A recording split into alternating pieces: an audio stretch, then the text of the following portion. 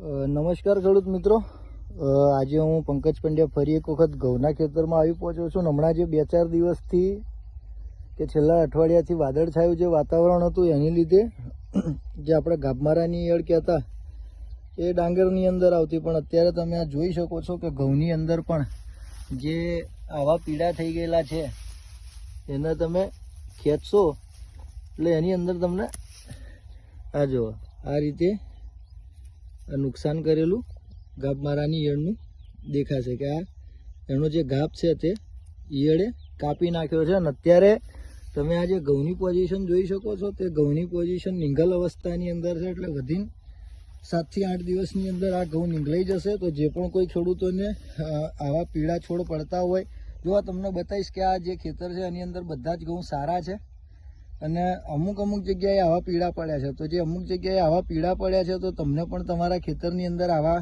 Plant દેખાય તો એ ગાભમારાની ઈયળ હોઈ શકે છે. તો આની અંદર પંપે 5 થી 6 ml પ્રમાણે જેયુ ડિસિઝન અથવા જેયુ ઇમેટ આ બંને તમે દવાની સાથે મિક્સ કરી અને સ્પ્રે કરી શકો છો. આની સાથે ફરજિયાત સ્ટીકર લેજો, કેમ કે સ્ટીકરના લીધે એ દવા ચોંટીને અને લાંબો સમય સુધી રિઝલ્ટ આપશે.